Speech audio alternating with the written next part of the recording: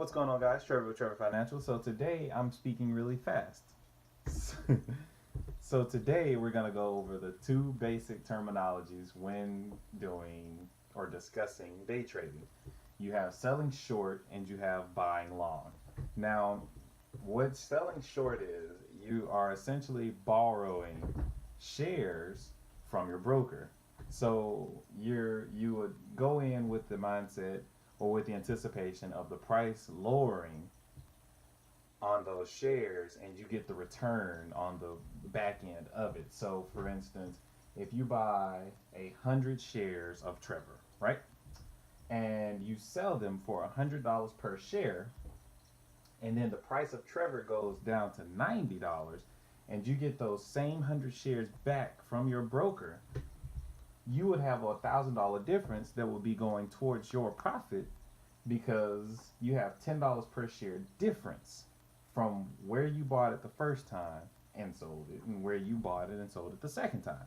Now, with that comes extreme risk. Now, selling short, in a sense, is probably one of the most attractive forms of day trading, in my opinion. Now, I know that might sound a little weird, to experienced traders, I should say, but the return that you would get is far greater than the return that you would get when buying long. Now, the reason I say that is, if you think about it, the market goes down faster than it goes up. Now, if you're a risk taker and you feel like, okay, I can manage this, I know I can do it, I know that, all right, this is the percent gain that I'm gonna get. This is what I've studied. Selling short isn't just hopping in, grabbing a stock, expecting it to drop, and making money. When selling short, when short selling, when doing that, it comes with a lot of research. It's not just as simple as it seems. So don't let my simplistic description give you a misconception of, okay, it should be easy. Okay, it's not. All right. It comes with analyzing the charts, finding out their highs, their lows. You need to know how they're going to lose money, why they're going to lose money, what makes them lose money, or et cetera, et cetera. It's not just going in and saying, all right, well, Trevor's at $100 today, and I'm not going to buy anything, so today it's going to go down to $99 and I'll make $1. That's not how that works. You have to go in, you have to do research on it, you have to find out, okay, why is it the way it is? What kind of changes should I anticipate, and what will make it to where I get the most out of my gain? Just like discussed on Casual Friday, it comes with a lot of research, because if you don't research the stocks or the stocks that you're trying to get positions in, you'll wind up losing more money than anything. Now, selling short is the most risky, in my opinion.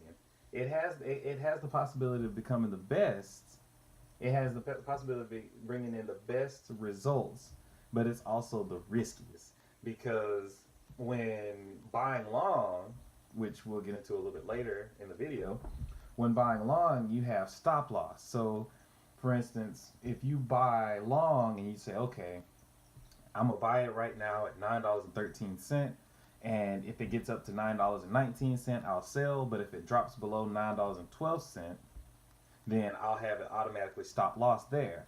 See, that's where buying long comes in exponentially. It's amazing. It minimalizes your losses. It doesn't really, it takes a lot of the strain off of you, because guarantee you'll have as little of a loss as possible at the end of the day, just in case something goes wrong. Now, with selling short, you don't have that fallback. So, for instance, if, let's say you're investing in Windex, for instance, and with Windex, you buy it at $10, and you expect, okay, Windex is gonna drop, it's gonna go down and whatnot, and Windex actually goes up. So you bought Windex at $10, and now it's at $20. See, now that's $10 per share you owe your broker. So let's say Windex goes up from $10 to $110. And now you owe $100 per share to your broker, and if you have 100 shares, you owe about $10,000 to your broker because the difference would have outweighed itself. So that's why I say selling short is a higher liability than not, because if you go in and you invest in a company that has potential and you plan on shorting it and it takes off, you lose a lot more money than buying long. A lot more money than buying long. Because with short selling, there is no stop, you know? The stop is where you set it. So if you're trying to sell short, and for instance, the difference is, again, $100, for instance, that's just going to be the number for the day. The difference is $100, then you have to pay that $100 per share. You know, unless you stop it beforehand, because investing in it, expecting it to go down, and it doesn't, but you're still anticipating its withdrawal, the longer you wait, the worse it will be. Because in the stock market, fear outweighs greed significantly. Because if you're in there if you're in there buying long, if you're in the market buying long, and the stock starts to decline, the first thing everybody's gonna do is start freaking out. They're gonna panic, and they're gonna let their emotions drive their decision, and they're gonna sell their stuff. They're gonna stop loss. They're gonna get out of it. They're gonna call it a day. They got what they didn't get the results they wanted, but now they're out of it. They don't have anything to worry about, and that's where short selling thrives, because that's what they want. That's what they're expecting. That's what they're expecting. Now, if that happens, but in the reverse order, then your short sale becomes a loss. So, you know, because you don't have that stop loss, you don't have that fallback of stopping if the price falls in what's the word? If it falls into a unwanted territory, to say the least. So, with short selling, you have to be focused and zeroed in at all times to ensure that you're not losing more money than you invested into it. Because if you say, all right, I'm gonna borrow 100 shares, and then the price goes up $2, and you're like, okay, well, it's gonna drop. It has to drop. And then it goes up to $10. You're just like, it has to drop. And you don't get rid of them, it's just gonna keep collectively piling up on you. And then at the end of the day, there you are, losing more money than you made that day, possibly spending more money than you made that day. And it could be significantly worse if you hold on to them overnight. Because if you're day trading, you don't need to try and hold on to any stocks overnight. None. That is a whole nother animal. That's called swing trading. You know, holding on to a stock for a day or two or more, you know, that's considered swing trading. That's not considered day trading. And that's a whole nother animal in its own. And I will get into details on that in later videos and stuff, because I'm trying to slowly introduce myself into swing trading.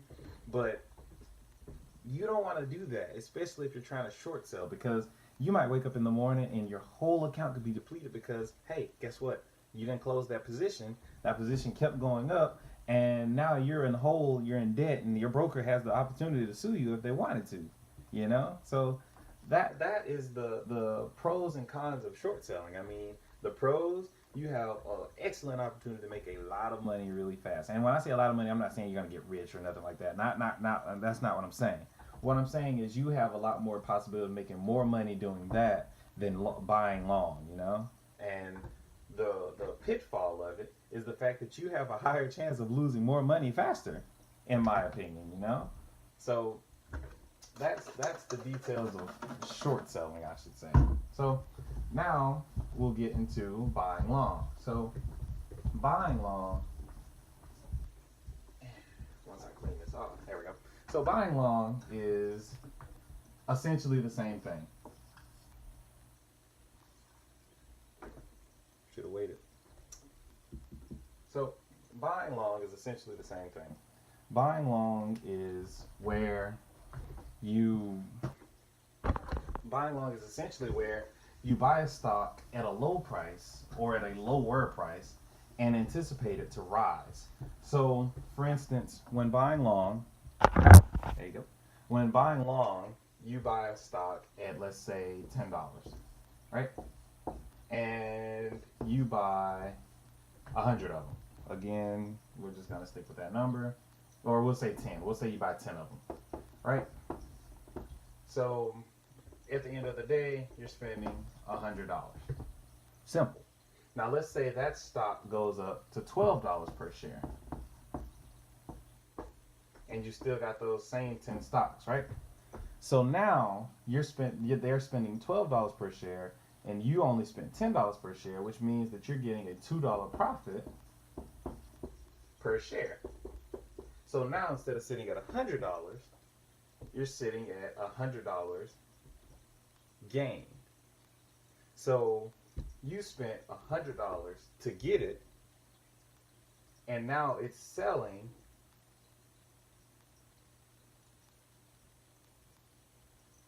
that's $200.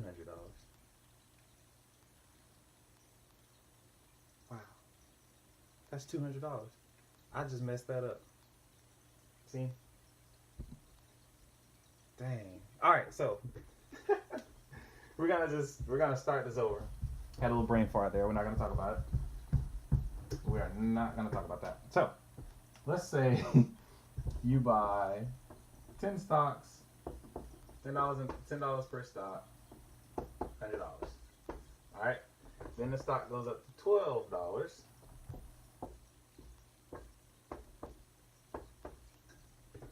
for that same 10 stocks, right? So you gain $2 per stock. So that 10 equals 20. So now you're sitting at $120, which is that is that $20 profit margin that you would be making for buying long. So buying long is a lot less risky, because when buying long, just like in my candlestick video last Wednesday, if you haven't seen it, then I'll probably put it somewhere like right here maybe.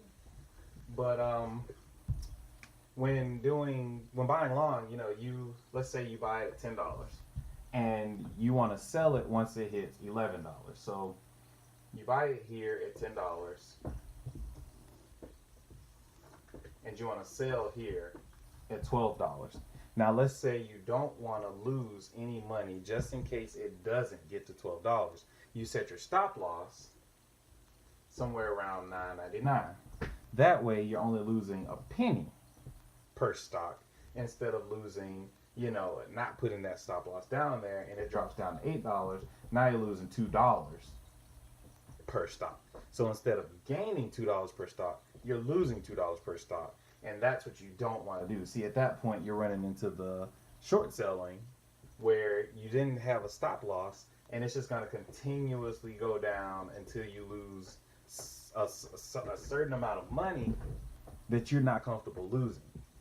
So if you're just now starting out, or if you're just now starting to get into it and you want to, get your feet wet or something like that, always try and do buying long. Because if you're trying to sell short, it can be a lot more tedious and a lot more time consuming and a lot more confusing off the jump, to where you wouldn't feel confident doing it, and then when your first negative return comes back, you can get really discouraged and not want to do it again. And then at the end of the day, it's all about what you're comfortable with. If you're a risk taker and everything, and you feel like you can do it,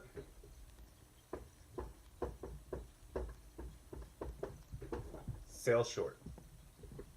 But if you're just now starting out and you want to get your feet wet, you want to just see what the stock market's about, and you want to see if you enjoy it or not, buy long. Only if you want to be a day trader. Now, if you don't, or if you got other plans or stuff like that, like swing trading or anything like that, you can just disregard this, because swing trading is a whole nother animal that, you can use a few of these in swing trading, but overall, not recommended. So that's about it on this video. If you like what you see, drop a like, drop a comment, drop a subscribe, and stay tuned for future videos.